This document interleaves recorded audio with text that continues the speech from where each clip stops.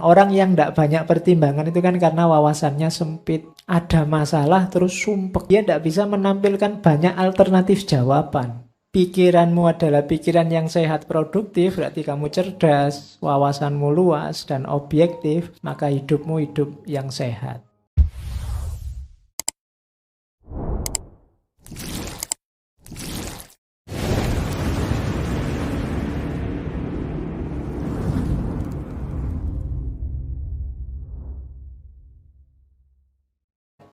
Assalamualaikum warahmatullahi wabarakatuh. Bismillah, kita lanjutkan ngaji filsafat kita. Oke.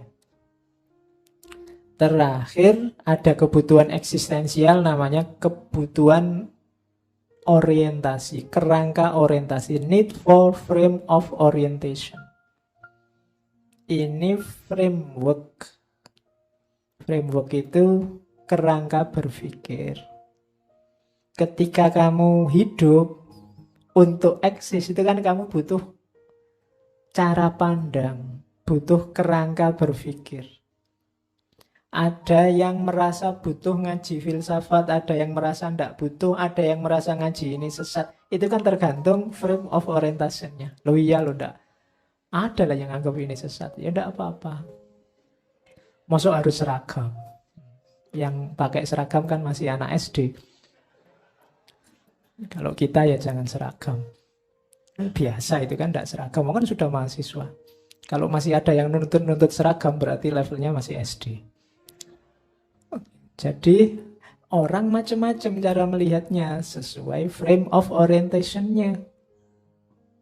Jadi kerangka berpikir ya kalau tidak ada kerangka berpikirnya kamu tidak bisa menyikapi hidupmu.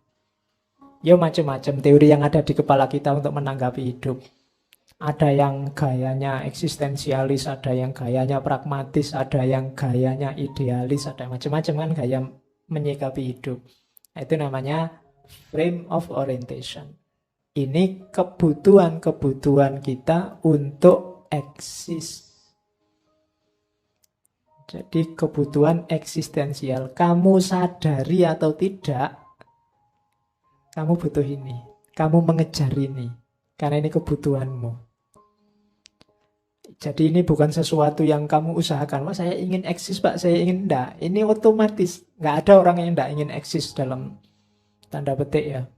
Eksis itu bukan berarti tiap hari so. Tapi keberadaanmu diakui. Maka kamu butuh ini. Kebutuhan eksistensial. Dicueki itu kan enggak enak. Dianggap enggak ada itu kan enggak enak. Siapapun dia. Maka untuk eksis itu biasanya strategimu 5 ini. Frame of orientation, kemudian berakar, transenden, relasi, dan identity. Terus, jadi ini dasar teorinya itu. Sekarang kita lihat. Ada problem yang dihadapi manusia dalam hidupnya. Problem paling dasar, dan ini paling mudah dipahami. Tadi kan manusia itu ingin transenden, ingin melepaskan diri dari kebinatangannya. Ingin bebas menata hidupnya, mengkonstruksi dunia ini versinya. Nah, sejauh manusia ingin bebas, ada bandul terbaliknya. Semakin dia bebas, semakin dia kesepian. Jadi jangan salah, kalau kamu mengejar-ngejar kebebasan, nanti ada efeknya apa? Begitu kebebasan kamu dapat, kamu akan kesepian. Kenapa? Yang namanya bebas itu kan berarti tidak terkait dengan yang lain. Tidak ada yang ganggu, tidak ada yang menghalangi, tidak ada yang ngatur-ngatur. Itu kan berarti apa? Kamu lepas dari yang lain. Kalau dulu secara awal manusia itu kan lepas dari alam. Termasuk nanti bebas itu kan kamu tidak mau diatur orang, tidak mau. Kamu ingin ngatur sendiri hidupmu. Efeknya apa? Kamu akan kesepian. Jadi less freedom, greater connectedness. Kebebasanmu berkurang, biasanya koneksimu semakin kuat. Orang lain itu kan menghalangi kebebasanmu. Makanya katanya Sartre itu kan hell is other people. Jadi semakin ada orang, kamu semakin tidak bebas. Janjiannya mungkin kamu sekarang kan bersila, jadi kesel loh kamu silo gitu terus mau selonjor tapi ndak enak kalau selonjor yang di depanmu ketendang. Kurang ajar memang orang lain itu kan gitu. Jadinya adanya orang lain aku jadi ndak bebas. Kamu kesini kan harus data pakai baju, data padahal sumuknya kayak gini. Jadi hell is other people. Tapi memang resikonya itu. Kalau kamu ingin sangat bebas, hasilnya apa? Kesepian. Kalau kamu ingin bebas, mau minum nggak cuma kopi kayak gitu, tiap minggu kopi itu, terus kan bosen kamu. Mau sekali-sekali ganti apa gitu kan. Tapi yo di sini itu. Kalau nggak pengen itu, nggak ke sini, nggak usah bareng yang lain, bikin acara sendiri. Tapi kan kesepian. Jadi semakin kamu mengejar kebebasan, nanti ada resiko semakin kamu tidak sama dengan yang lain. Tidak bareng dengan yang lain. Jadi less freedom, greater connectedness. Ketika kebebasan berkurang, relasi, keterhubungan bertambah. Padahal manusia itu benci kesepian. Jadi tidak enak sendirian, terasing. Itu kan, teralienasi itu kan tidak enak. Kamu disebut alien kan juga tidak suka. Orang asing, yang tidak sama dengan yang lain.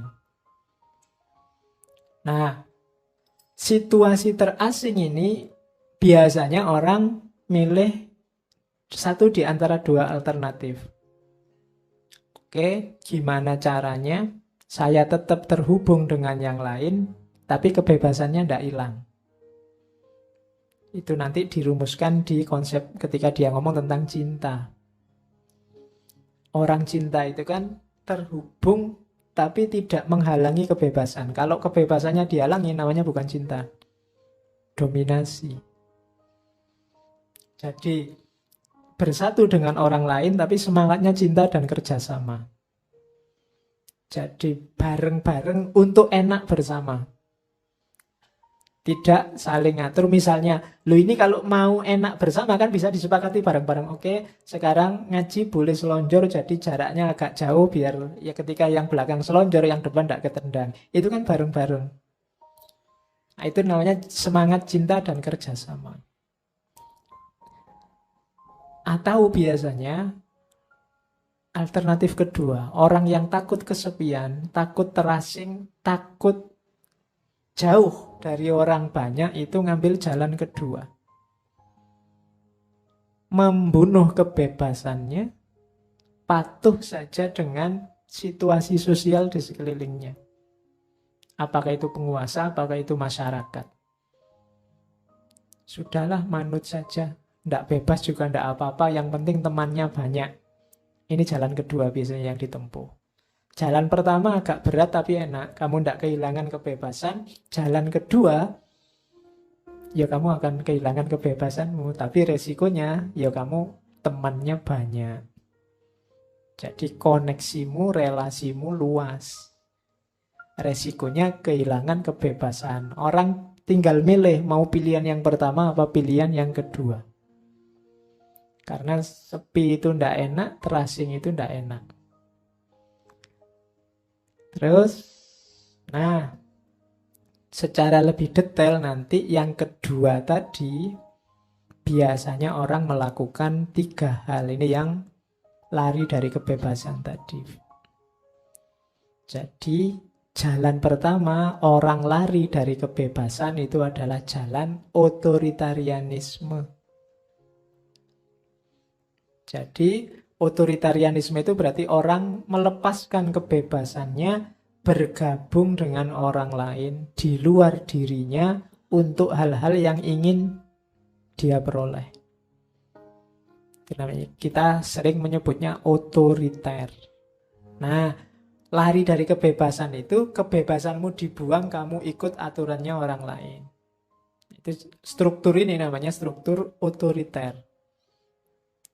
Bentuknya 2, masokisme dan sadisme.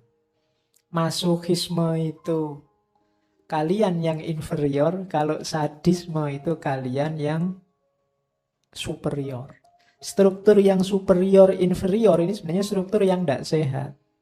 Struktur yang tidak setara. Di situ ada otoritarianisme. Jadi kalau kalian membuang kebebasanmu begitu saja, manut saja, kamu dijajah orang, diatur-atur orang, itu namanya masokis. Injak-injaklah aku, jajahlah aku, yang penting kamu jangan pergi dariku. Nah, itu mentalnya namanya masokisme. Maki-makilah aku, sakiti aku, ndak apa-apa, yang penting jangan jauh-jauh dariku. Itu masokisme. Kalau yang kedua, untuk orang agar tetap bersamamu, kamu berperilaku sadisme. Biasanya ini yang punya kekuasaan, menguasai yang lain, membuat orang lain tergantung. Kamu jangan begitu ya, kalau kamu begitu tak tinggal loh. Nah, itu gaya yang kedua. Jangan lakukan itu. Kalau kamu lakukan itu, lebih baik kita putus saja. Itu terus orang kan jadi tergantung padamu. Biar tidak otoriter, putus ya wis ora apa-apa. Nah, itu berarti kamu keluar dari struktur yang otoriter. Kalau yang masokis tadi keluar dari struktur yang membiarkan dirimu tertindas. Itu kalau bahasanya agama, unsur akhoka dzaliman au madzluman. Tolonglah saudaramu, baik yang zalim atau yang mazlum. Zalim itu berarti dia yang sadis tadi. Mazlum itu yang masokis tadi. Dua-duanya kehilangan kebebasan. Orang kehilangan kebebasan itu kehilangan eksistensi, kehilangan jati dirinya. Maka untuk bahan evaluasi, kamu cek ya, dalam hal apa kamu tergantung sama orang lain, tidak bisa keluar dari jeratannya orang lain. Berarti kamu ada di struktur tadi. Struktur yang ada superior, ada inferior. Jangan-jangan kamu yang superior, yang lain inferior. Atau kamu yang inferior, kamu sedang tunduk pada kekuatan yang kamu anggap superior. Ini kemungkinan dirimu akan kehilangan eksistensi jati diri. Yang kedua, ini lebih dahsyat lagi daripada otoritarian. Namanya destruktif. Kalau ini ngerusak.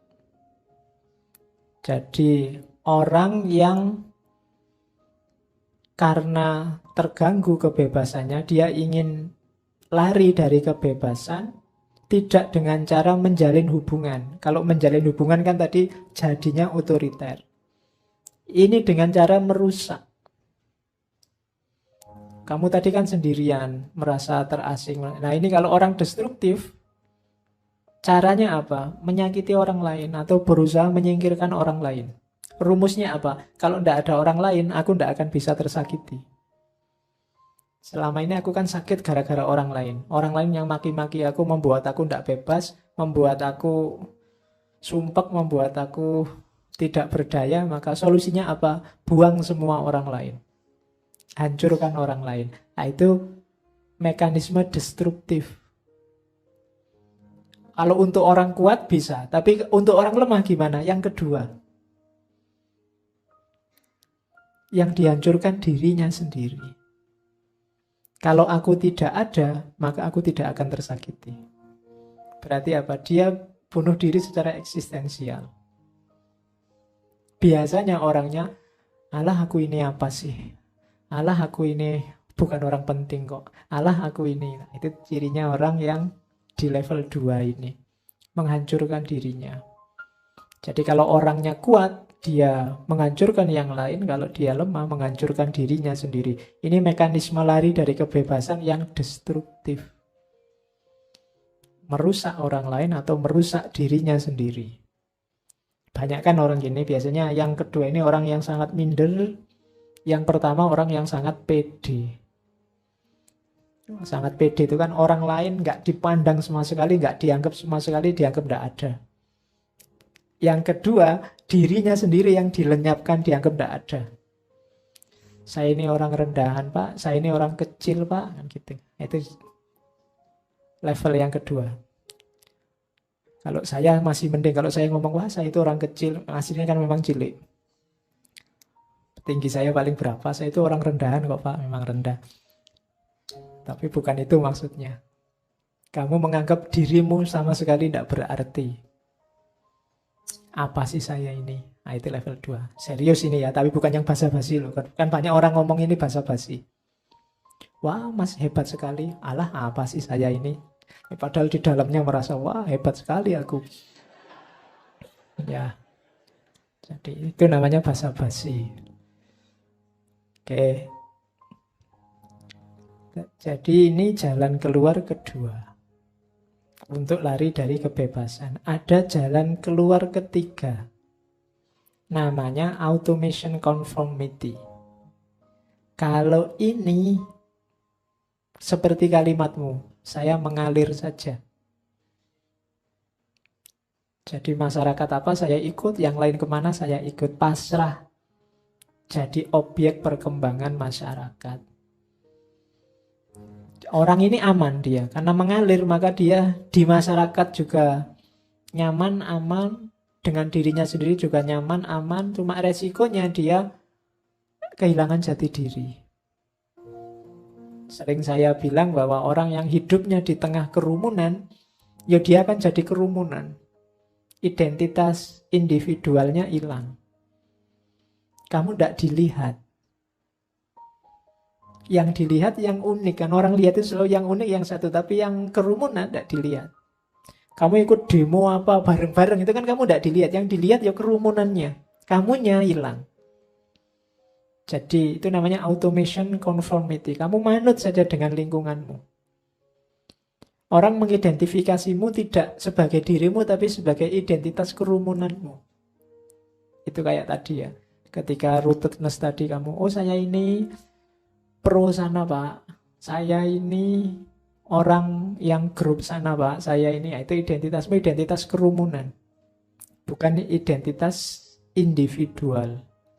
Jadi lari dari kebebasan di yang ketiga ini kamu aman. Tapi identitasmu hilang. Kehilangan diri sendiri.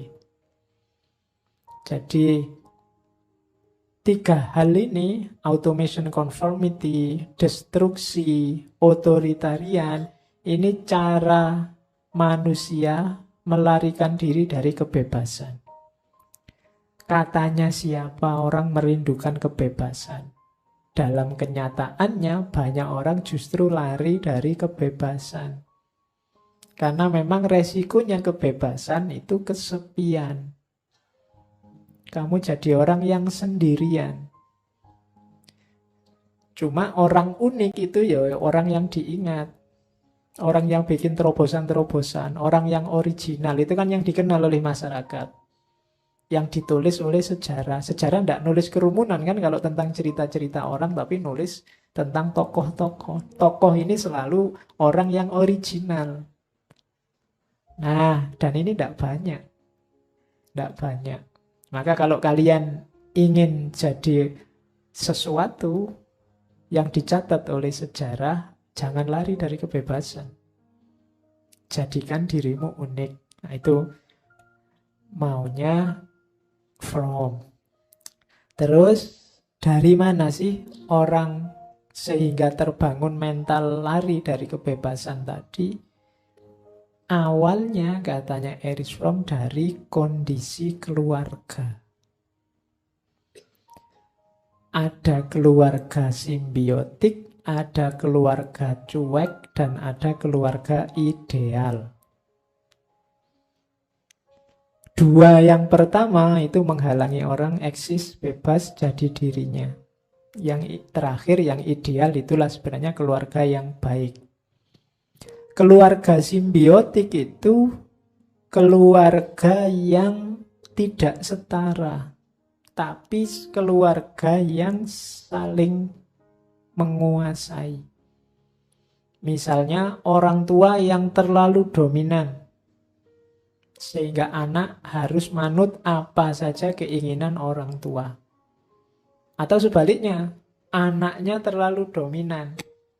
Orang tuanya hanya jadi pelayannya. Anaknya, pokoknya anaknya mau apa saja harus. Nanti mungkin orang tuanya merasa, wah saya ini orang kecil, orang desa, tidak ngerti apa-apa, anakku kuliah sudah sampai S2. Jadi begitu pulang, kamu minta macam-macam, dikte macam-macam, bapakmu harus manut saja, itu juga tidak sehat. Namanya keluarga simbiotik, atau orang tua yang maksa anaknya harus begini, harus begitu. Itu namanya keluarga simbiotik, saling menguasai. Ini melahirkan mental-mental yang tidak sehat. Oke, yang menguasai biasanya lupa batasnya, yang dikuasai biasanya kehilangan inisiatif. Dia tidak akan original. Yang kedua, keluarga cuek, keluarga tidak peduli. Tidak peduli itu ada dua jenis. Yang pertama keluarga dingin, istilahnya memang begitu. Bukan keluarga yang ada AC-nya ya. Keluarga dingin itu keluarga yang orang tuanya sangat kaku dalam mengatur anaknya, kehidupan anaknya, perasaan anaknya dicuekin. Kalau anaknya salah, dihukum dengan darah dingin. Berarti apa dihukum? Tidak mempedulikan perasaan. Itu namanya keluarga dingin. Terserah anakku sumpek kah, sedih kah, pokoknya harus manut aku. Itu namanya keluarga dingin. Kebalikannya keluarga dingin, katanya Erich Fromm, keluarga modern. Keluarga modern itu anak-anaknya dicuekin mau apa saja boleh. Wah, anakku kan tidak harus tak atur, jadi dia bebas mandiri, silakan mau apa saja boleh. Jadi akhirnya anaknya mau apa saja, tidak peduli orang tuanya, yang penting dipenuhi kebutuhannya. Akhirnya anak-anak ini nyari nilai-nilai hidup sendiri dari temannya, dari orang lain, dari media massa. Ini biasanya cirinya keluarga modern. Termasuk tidak peduli juga. Kalau yang pertama tidak peduli perasaan, tidak peduli minat bakat anaknya. Kalau yang kedua tidak peduli sama sekali dengan apapun. Biarkan anaknya nyari hidup sendiri. Tidak dituntun sama sekali. Dua-duanya sama-sama cuek.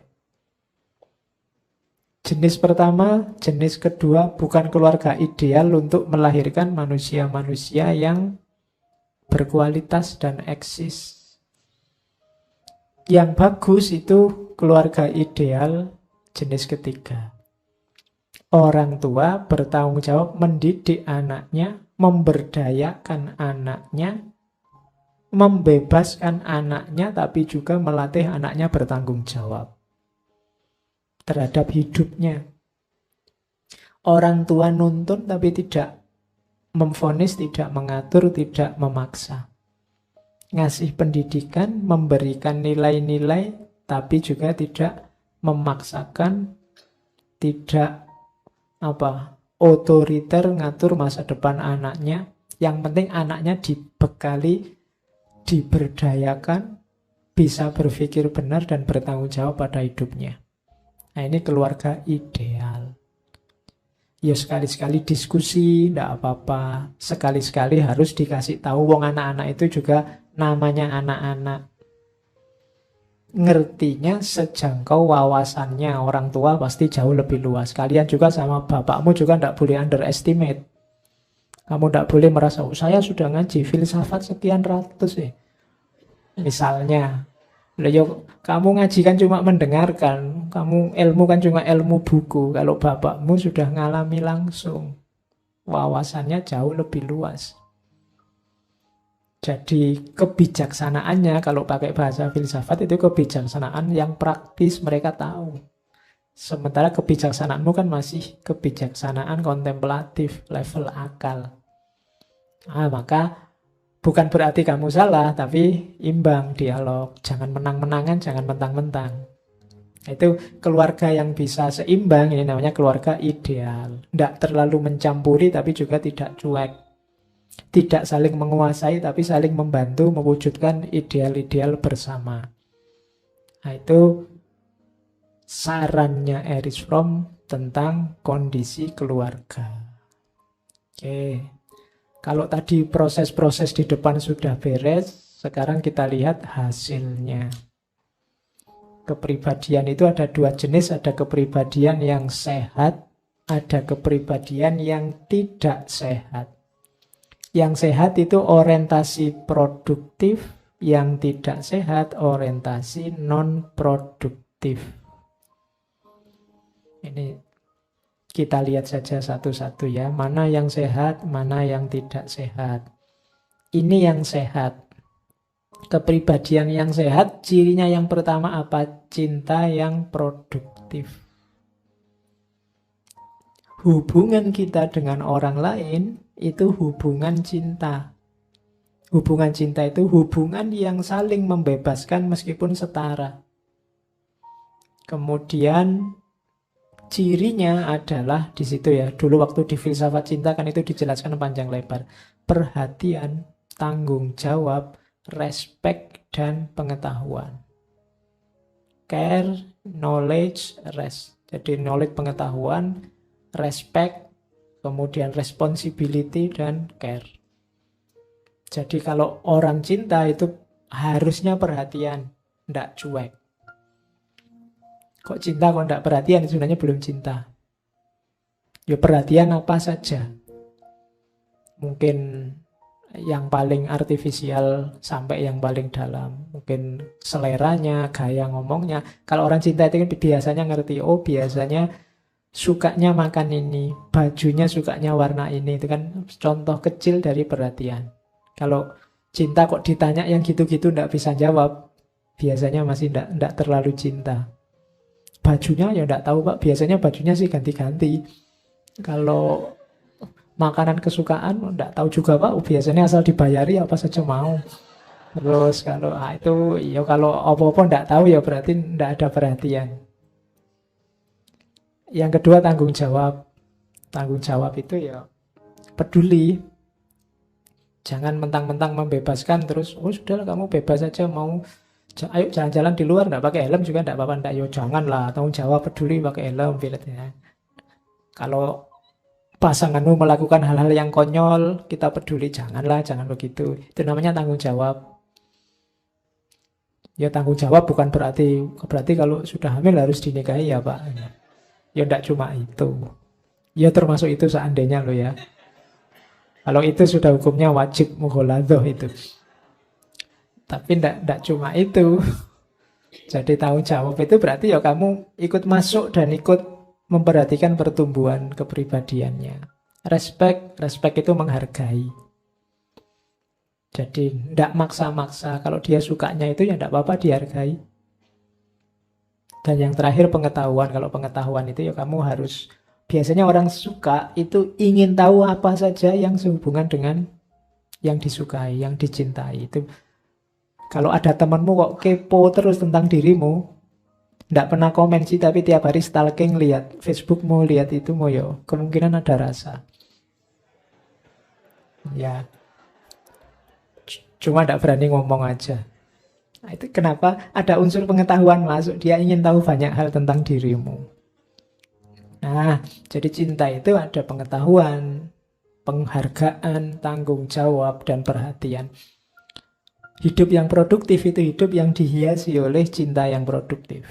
Tanda-tanda kepribadianmu sehat. Ciri pertama itu. Ciri kedua, orientasi produktif itu pikiran yang produktif. Jadi pikiran produktif itu cirinya 3. Cerdas, pertimbangan, dan objektivitas. Jadi cerdas itu ya kemampuan logikanya jalan. Pertimbangan itu wawasannya luas. Wawasan luas sehingga banyak pertimbangan. Orang yang tidak banyak pertimbangan itu kan karena wawasannya sempit. Ada masalah terus sumpek, ini gimana jalan keluarnya? Kenapa bisa begitu? Dia tidak bisa menampilkan banyak alternatif jawaban. Ini kemampuan pertimbangan namanya. Jadi, oh ini kok mau ngaji kok hujan? Oh bisa pakai jas hujan, bisa bareng teman yang punya mobil, bisa jalannya banyak. Tapi yang wawasannya sempit, hujan, oh berarti libur. Ya, jadi dia tidak banyak alternatif yang muncul di kepalanya. Munculnya cuma itu. Gitu. Jadi wawasan harus luas. Kalau orang Jawa menyebutnya nalari cupet. Nalari cupet itu wawasannya sempit, pendek. Kamu sekarang menyebutnya sumbu pendek. Sumbu pendek itu kenapa kok sumbunya pendek? Karena wawasannya tidak luas, sumbunya tidak panjang. Ada masalah, terus meledaknya cepat. Kenapa sumbunya pendek? Maka wawasan harus panjang. Diputus pacar, itu kalau sumbunya pendek, wah duniaku gelap, enaknya bunuh diri saya karena langit runtuh itu kan ya, karena kamu wawasanmu tidak luas. Coba wawasanmu luas, diputus pacar kan alternatifnya macam-macam, bisa cari lagi, bisa ke dukun, bisa Loh iya kan? Loh kan banyak, masih alternatifnya, masih banyak. Oke, jadi itu namanya kemampuan pertimbangan. Dan objektif, objektif itu realistis. Jadi kenyataannya begitu, dibaca seperti itu objektif. Baik dibilang baik, jelek dibilang jelek. Jadi kalau tadi dimensi perasaannya isinya cinta, pikiranmu adalah pikiran yang sehat produktif, berarti kamu cerdas, wawasanmu luas dan objektif, maka hidupmu hidup yang sehat. Jadi cirinya itu. Terus bahagia. Bahagia itu antara kelegaan dan peningkatan kualitas diri. Kalau di Erich Fromm, bahagia itu biasanya ada situasi ideal yang tercapai. Itu bahagia. Jadi orang itu cinta, dimensi perasaan isinya cinta, dimensi intelektual pikiranmu produktif dan idealmu terpenuhi, maka hidupmu biasanya kepribadianmu sehat. Kemudian suara hatinya cocok. Ini urusan keinginan. Ya kalau di Erich Fromm keinginan itu ada yang suara hati otoriter dan suara hati humanistis, istilahnya Fromm. Ya banyak orang ngomong, kalau kamu sumpek dengarkan suara hatimu. Tapi kalau suara hatimu adalah suara hati otoriter, itu biasanya tidak murni. Suara hati otoriter itu sebenarnya bukan suara hatimu, tapi suara dari luar yang kamu masukkan ke hatimu. Itu namanya suara hati otoriter. Kamu sudah dukung orang duluan. Berarti apa? Dari luar kamu masukkan dukungan itu, sekarang kamu suarakan. Ini bukan suara hati, tapi suara hati, tapi yang jenisnya otoriter. Jadi, suara hati yang sehat itu suara hati yang humanistis. Yang sumbernya tidak dari luar, tapi dari dalam dirimu sendiri. Itu namanya suara hati yang humanistik. Jadi, suara hatinya beres, intelektualnya beres, idealnya tercapai, hidupnya penuh cinta, maka kamu sehat kepribadianmu.